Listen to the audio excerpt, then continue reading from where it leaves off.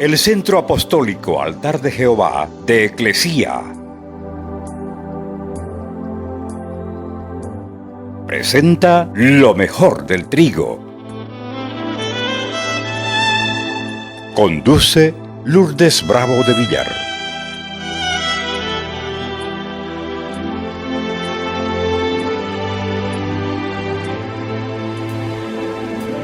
Bien, nuestro tema hoy, nadie engaña a Dios.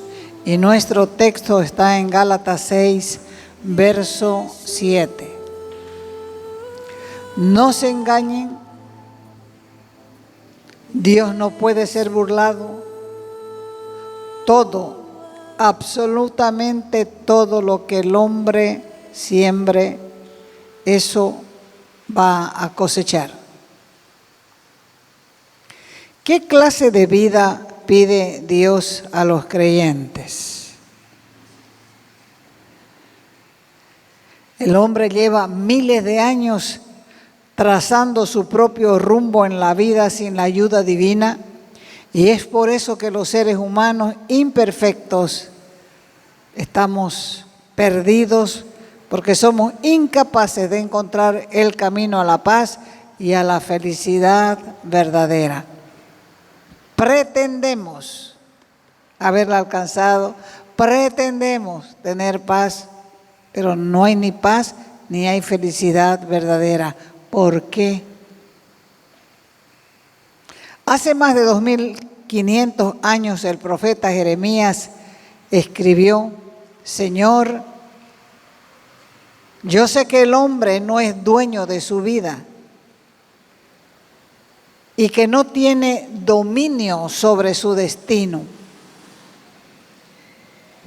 El profeta Jeremías fue un gran profeta de Dios. Cada vez que él escribía un mensaje de parte de Dios y lo mandaba al rey, el rey se enojaba y decía: no acepto esto, y rompía el mensaje, lo echaba al fuego y volvía Barut, su secretario, y le decía: no aceptó el rey el mensaje. Y Jeremías le decía a Barut: volvé a escribir, para que todo el mundo se entere que Dios habló, volvé a escribir. Y le volvía a dictar a Barut lo que tenía que escribir.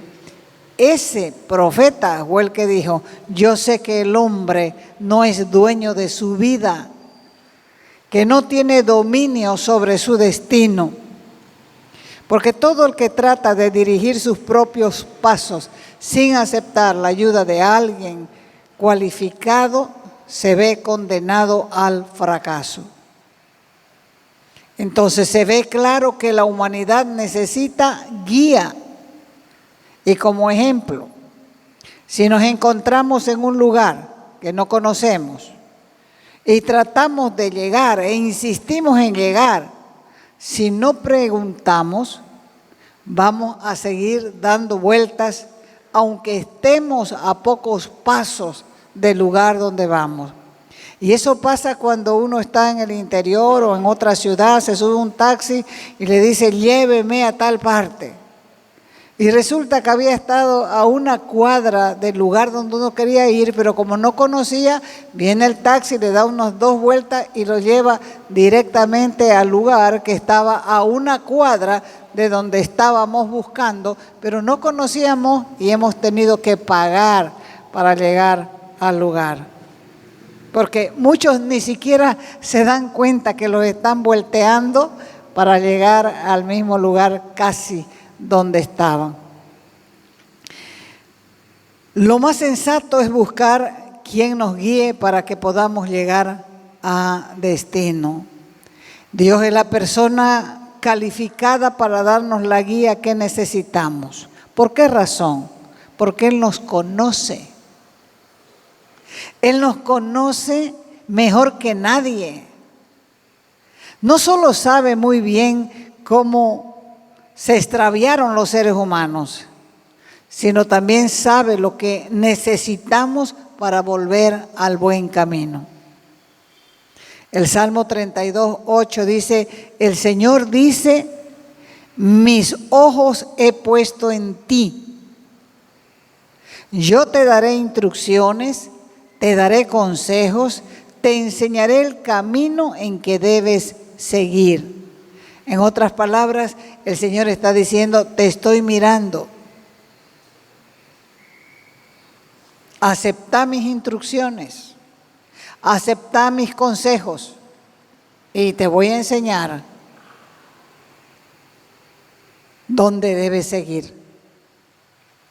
Como cristianos debemos regir nuestras vidas por el principio de la obediencia, porque nunca ha sido el plan de Dios que sus hijos vivan en pecado.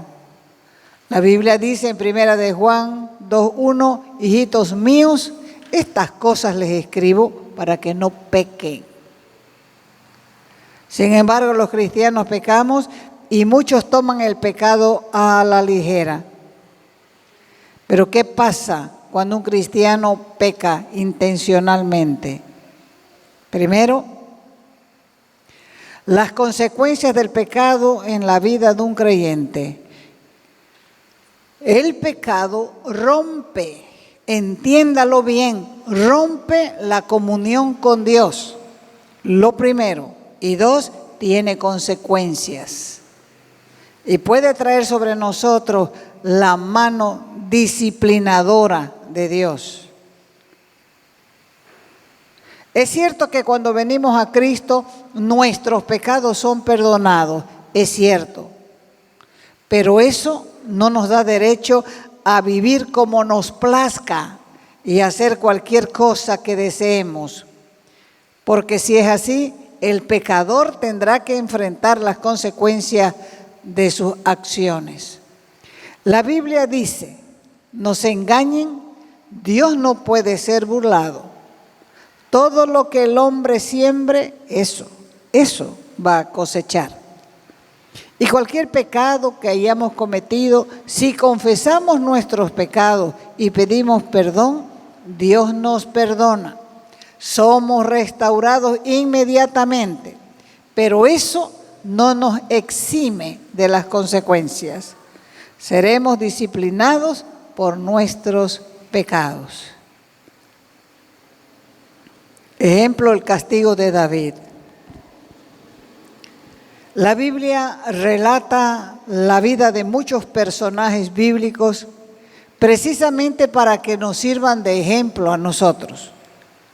Y sepamos que aunque podemos ser perdonados por nuestros pecados, tenemos que enfrentar las consecuencias de nuestras acciones.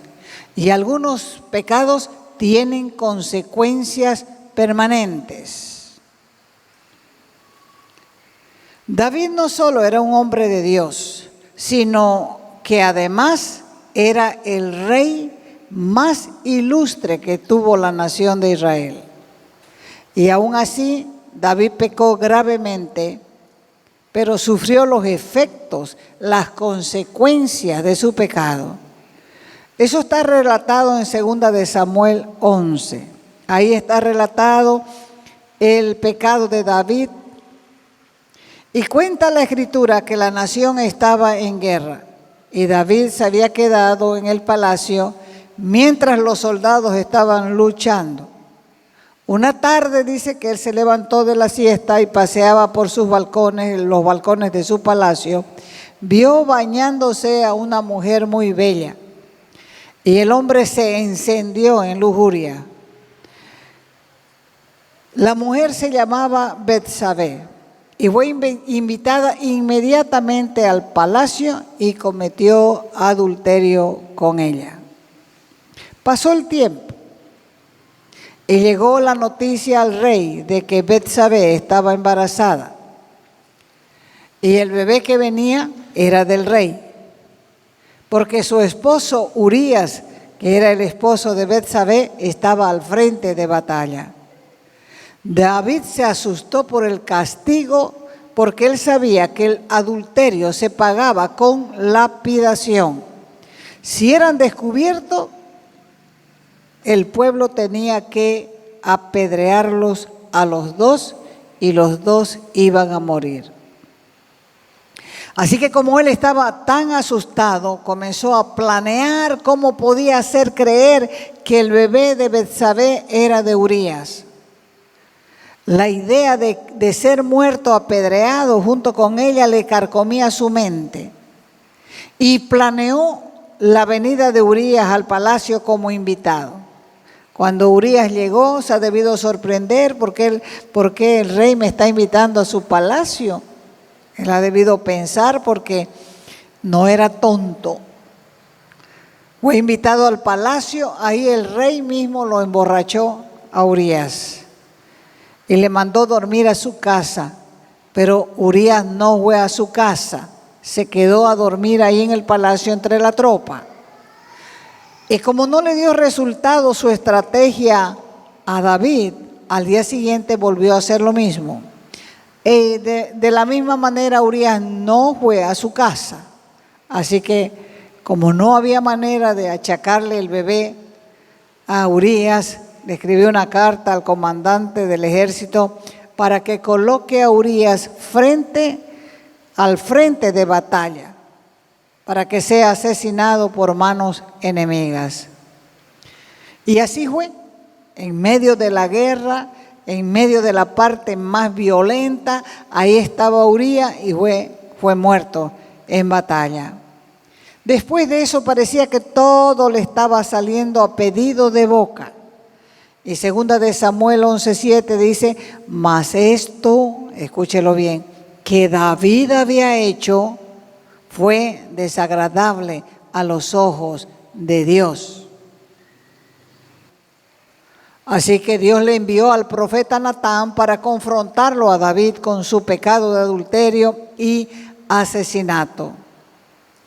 David vivía enojado porque el que peca vive enojado. Un momentito le dura la satisfacción y después se enoja con uno mismo por no tener la voluntad de decirle al pecado no. Así que un momentito él tenía sus ratos de satisfacción y después vivía enojado por su pecado, porque recordaba de continuo que le había fallado a Dios. Por eso cuando fue confrontado por el profeta, inmediatamente se arrepintió y confesó. El Salmo 51:3 habla de la profundidad de la confesión de David. Él dijo, ten piedad de mí, oh Dios, conforme a tu misericordia, conforme a la multitud de tus piedades, borra mis rebeliones, lávame más y más de mi maldad, limpiame de mi pecado, porque yo reconozco mis rebeliones y mi pecado está siempre delante de mí. Aquí vemos que David vivía angustiado por su pecado. Tras que él confesó y lloró delante de Dios, Dios lo perdonó y restableció su comunión con él. Natán el profeta le dijo a David, Jehová ha remitido tu pecado, no morirás. En otras palabras, Dios te ha perdonado, no te van a apedrear, no vas a morir como un adúltero. Pero las cosas no terminaron allí. Dios es quien rige el universo y Él es santo y Él es justo. Él no puede pasar por alto nuestros pecados. No puede fingir que no sabe nada de ellos. En otras palabras, no se hace el opa. Aunque David era un hombre conforme al corazón de Dios, el rey de Israel fue castigado por Dios. Porque la Escritura afirma que Dios no hace acepción de personas. Romanos 2:11 dice, porque no hay acepción de personas para con Dios. El pecado de David dio a los enemigos ocasión para que blasfemen el nombre de Dios. Por eso La confrontación de Natán fue: ¿por qué tuviste en poco la palabra de Jehová, haciendo lo malo delante de sus ojos? Así que para que los enemigos de Dios sepan que Él no estaba de acuerdo con el pecado de David, lo disciplinó con un castigo terrible. La ley decía que si alguien se comía el animal de una persona tenía que pagar 5 tantos. Una oveja que se comía eran 5 ovejas la devolución. Y cuando vino el profeta Natán le habló de Betsabé como una ovejita de un hombre pobre, que era lo único que tenía. Así que la disciplina por robarse esa ovejita de Urías fue 5 tantos. Segunda de Samuel 12:10. Lo primero que le dijo el profeta es: por lo que has hecho hablar para Dios por causa tuya, teniendo en poco al Señor, ahora le dijo, no se apartará jamás de tu casa la espada, por cuanto menospreciaste y tomaste la mujer de Urías Eteo para que fuese tu mujer. ¿Dios perdonó el pecado de David? Sí, lo perdonó. Pero David tuvo que cosechar las consecuencias aquí en la tierra y sufrió muchas angustias y muchos pesares. A veces nosotros decimos: ay, que está sufriendo el pobre o está sufriendo la pobre. Está cosechando las consecuencias de su pecado. ¿Para qué? Para que la gente no hable para Dios diciendo que Él no es justo. Así que aquí las consecuencias del pecado de David fueron tristezas, angustias y pesares. Lo primero que sufrió fue la muerte del bebé que estaba en el vientre de Betsabé. Se puso mal el bebé, nació el bebé, se puso mal de muerte y él lloraba pidiéndole a Dios y Dios se lo llevó. Lo segundo que cosechó fue que su hija Tamar fue violada por su hermano Amnón. Lo tercero que cosechó fue su hijo Amnón, fue asesinado por su hermano Absalón. Absalón era hermano de padre y madre de Tamar, la muchacha que fue violada. 4. Más adelante Absalón se levantó en una rebelión contra su padre y llevó al pueblo al borde de una guerra civil y fue asesinado Absalón. Y 5. Su hijo Adonías también fue asesinado, agarrado de los cuernos del altar.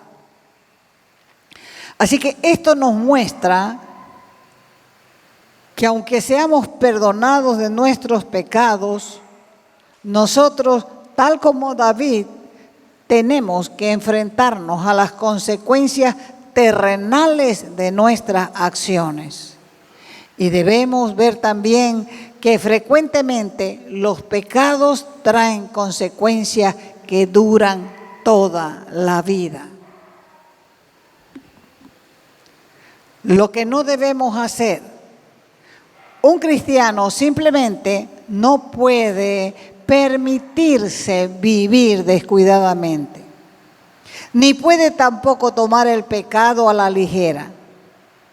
Porque aunque Dios es misericordioso y está dispuesto a perdonarnos de nuestros pecados, eso no significa que no nos castigará.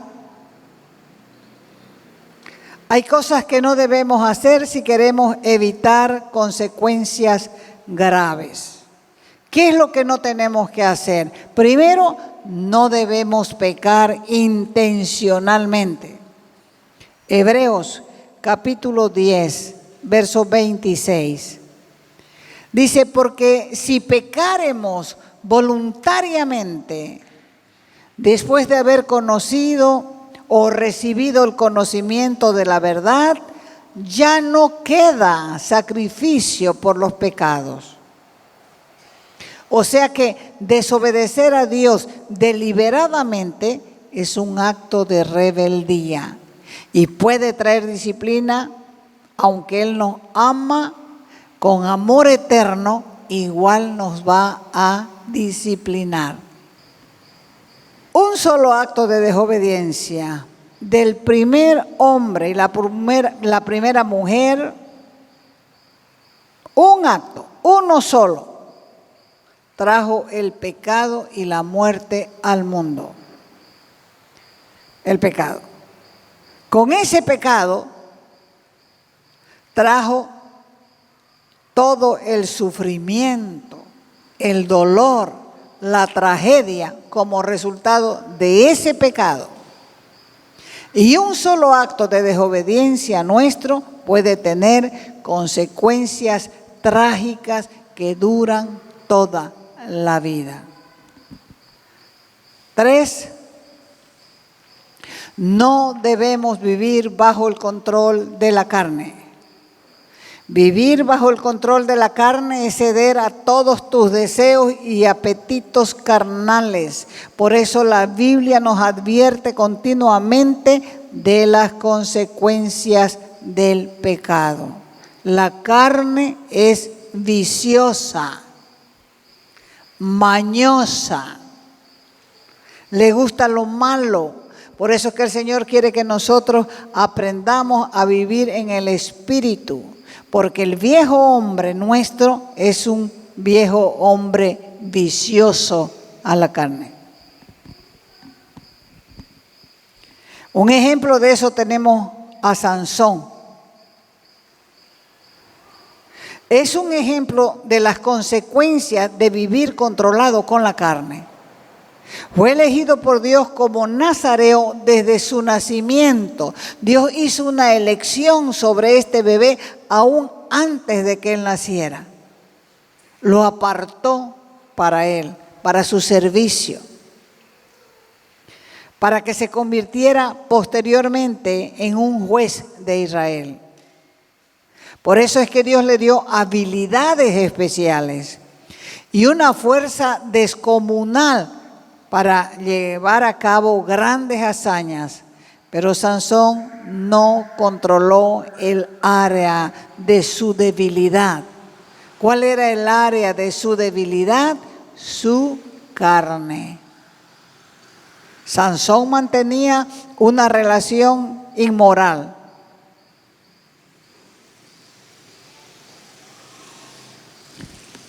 Le gustaban las mujeres y no las mujeres de su pueblo.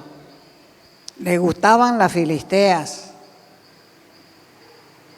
Y fue precisamente una mujer filistea llamada Dalila, que no lo quería para nada, la que lo traicionaba a cada rato, intentando entregarlo en manos de sus enemigos. Y a pesar de que Sansón lo sabía, nunca la dejó.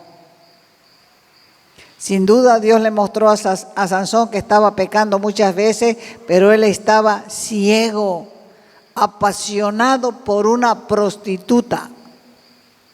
Y al final, Dalila logró su plan de entregar a Sansón en manos de sus enemigos.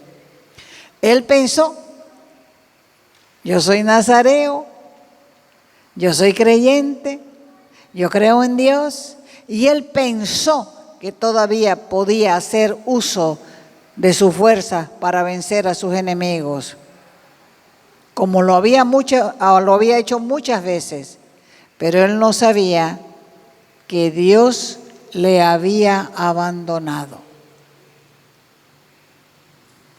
y había perdido hasta la fuerza. Cuando los enemigos apresaron a Sansón, lo encadenaron a un molino, le sacaron los ojos lascivos, se los sacaron y lo metieron en la prisión. Todo mundo se burlaba de él, todos los días moliendo grano como un animal de carga. Y la gente riéndose, diciendo: nuestro Dios Dagón nos entregó a nuestros enemigos. Él no veía, pero escuchaba todo lo que ellos decían. Entonces, la historia de David y la historia de Sansón y de otros personajes de la Escritura se escribieron para nuestro ejemplo, para que aprendamos de ellos. Así que la lección que aprendemos de la historia de Sansón es esta: no debemos vivir según la carne. ¿Por qué? Porque la Escritura dice: si viven conforme a la carne, morirán. Hemos señalado algunos pecados específicos, pero no son los únicos que pueden traer sobre nosotros el castigo de Dios. Cualquier pecado que no confesamos, cualquier pecado que no abandonamos, va a traer como consecuencia sobre nosotros el castigo de Dios. 4. Dios quiere que nos juzguemos a nosotros mismos. Cuando estamos haciendo algo que a Dios no le agrada, Él nos habla primero por medio de nuestra conciencia. ¿Cuántos lo han experimentado? Luego, el Espíritu Santo nos habla por su palabra. ¿Cuántos lo han experimentado?